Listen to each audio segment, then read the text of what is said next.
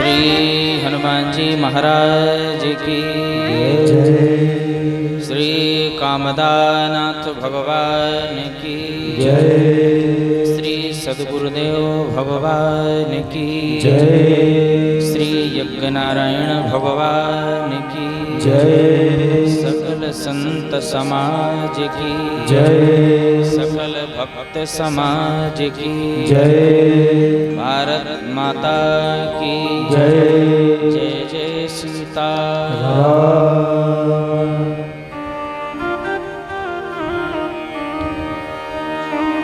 सीतानाथ समारंभा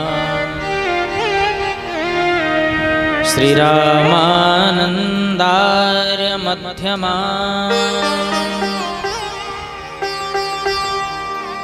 अस्मदाचार्य पर्यन्ता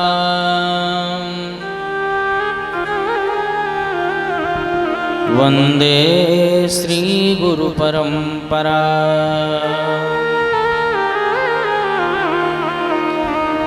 रामाय रामभद्राय श्रीरामचन्द्राय वेदसे रघुनाथाय नाथाय सीताया पतये नमः। मंगलम कौसलेन्द्राय महनीय गुणाब्धये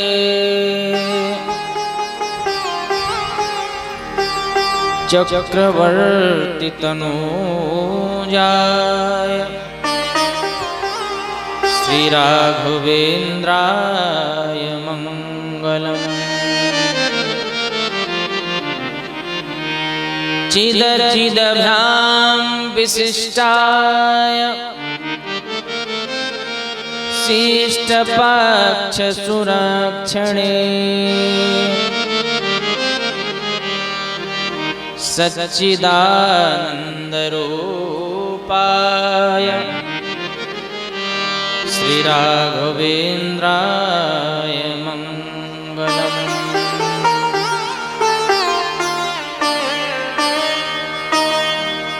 यत्र यत्र रघुनाथ कीर्तनम् तत्र तत्र कृतमस्तकाञ्जलिम्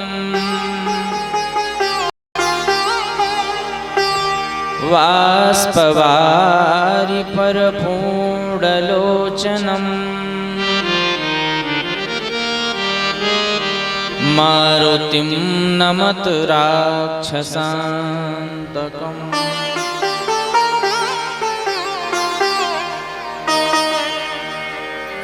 तुलसीदास जी के पद कमल बारंबार मना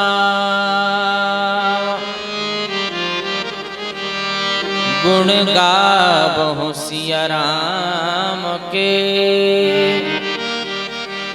हनुमत हो सहाय।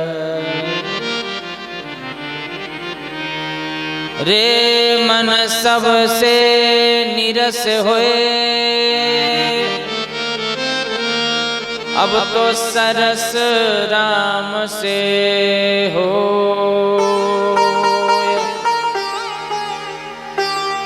यही सिखावनी देत है निस दिन तुलसी तो।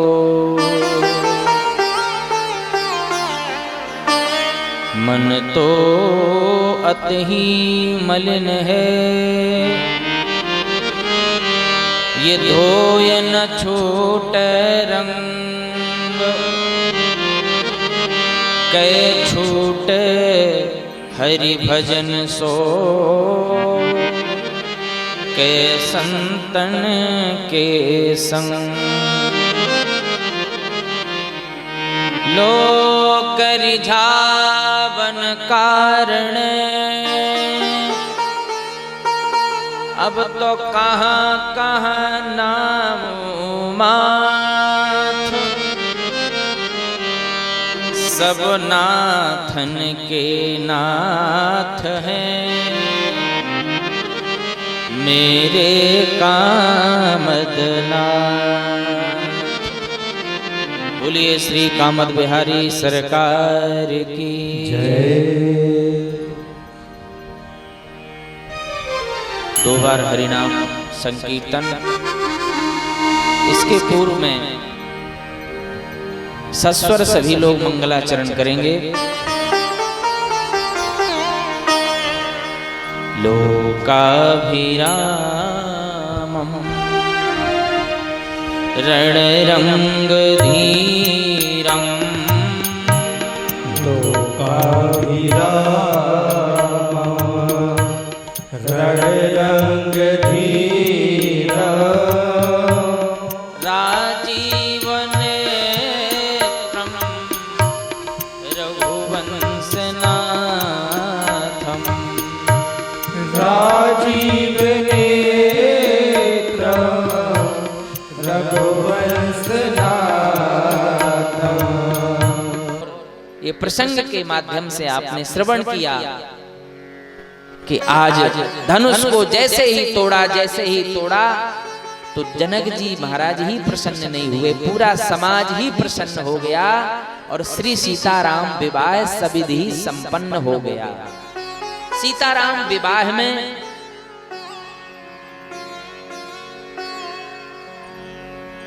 अब आगे की कथा के क्रम में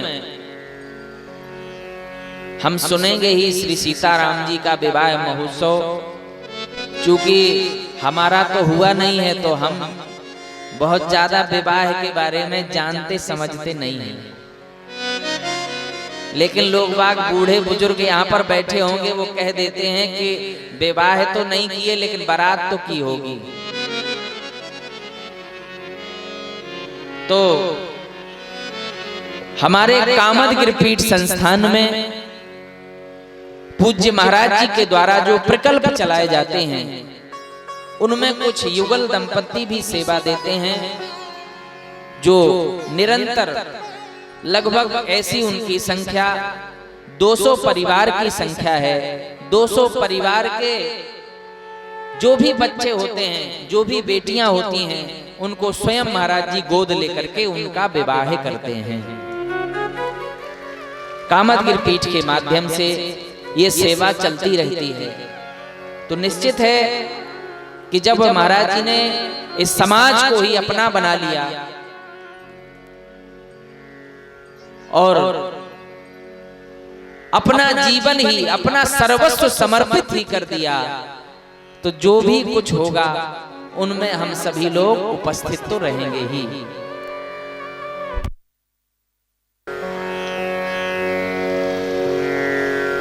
तो आज धनुष के माध्यम से पूरे समाज में संदेश गया है। लोगों ने बहुत सारी टिप्पणियां भी की हैं। धनुष ने कहा कि नहीं, राघव ने मुझको अपने हाथ में लिया है और तोड़ा है तो अपने चरणों में स्थान दिया है, मुझसे बड़ा सौभाग्यशाली कौन होगा। डोरी भी राघव के हृदय से लग जाती है और कहती है मेरा भी जीवन का सौभाग्य है, मैं राघव के हृदय से लग गई तो मैं क्यों टूटूं। यहां पर सभी राजा लोग एक संदेश लेकर के जाते हैं। पहले अलग अलग राजा थे, अभिमान को लेकर के वहां पर आए हुए थे कि यज्ञ चल रहा है, यज्ञ में हम भी जाएंगे, हम भी धनुष तोड़ देंगे और सीता जी के साथ वरण हो जाएगा। महाराज जनक ने बड़ी सस्ती घोषणा की है, इसका लाभ हम भी ले लेंगे, इस अवसर का लाभ हम भी ले लेंगे। लेकिन सिया को कौन बर सकता है? सिया आदि शक्ति परम बात जगत जननी है। सिया का वरण तो केवल राम ही करेंगे, जब भी करेंगे तो राम ही करेंगे और कोई नहीं कर सकता।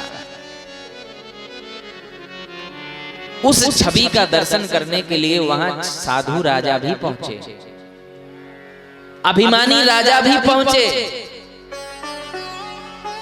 लेकिन जब धनुष टूटा तो अभिमानियों के हाथ से नहीं टूटा। और जब भी धनुष टूटा है या जब भी विपत्ति का समाधान हुआ है तो वह सहजता से हुआ है, दयालुता से हुआ है, शांति पूर्वक हुआ है। अभिमान को लेकर के कभी कुछ समाधान नहीं हुआ है। और जब राजा धनुष के पास जा रहे थे तो फिर अभिमान को लेकर के धनुष के पास जा रहे थे और परिकर बांध लिए या कुलाई अपने अपनी सब मस्ती में तैयारी के साथ जा रहे थे, लेकिन कोई हिला तक नहीं पाया। लेकिन जब भगवान धनुष के पास पहुंच रहे थे तब भगवान की जाने की स्थिति क्या थी? सब राजा अभिमान को लेकर के जा रहे थे,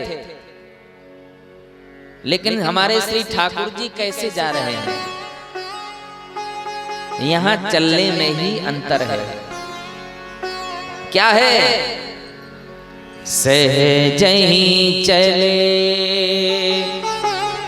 सकल जग स्वामी, सहज ही चले सकल जग स्वामी, सहज ही चले सकल जग स्वामी, मत मंजोवर कुंजर गामी, मत मंजोवर कुंजर गामी, सहज ही चले सकल जग स्वामी, सहज ही चले सकल जग स्वामी, मनहु मतोवर कुंजर गामी, मनहु मत पर कुंजर गामी, सहज ही चले, सहज ही चले सकल जग स्वामी। और जितने राजा लोग जा रहे थे वो अभिमान के साथ जा रहे थे, अकड़ मकड़ करके जा रहे थे। लेकिन भगवान क्या है? शांताकारम भुजगशयनम पद्मनाभम सुरेशम विश्वाधारम गगन सदृशम, पूरे विश्व को धारण किए हुए हैं। उनके लिए धनुष कोई बड़ी चीज है क्या? लेकिन राजा लोग अभिमान को लेकर के जा रहे, अकड़ मकड़ करके जा रहे थे। तो यहां पर एक समाज को बहुत बड़ा संदेश भी मिल रहा है कि अगर कहीं पर भी जड़ता हो उसका समाधान जड़ता से नहीं होने वाला। धनुष क्या है? जड़ है।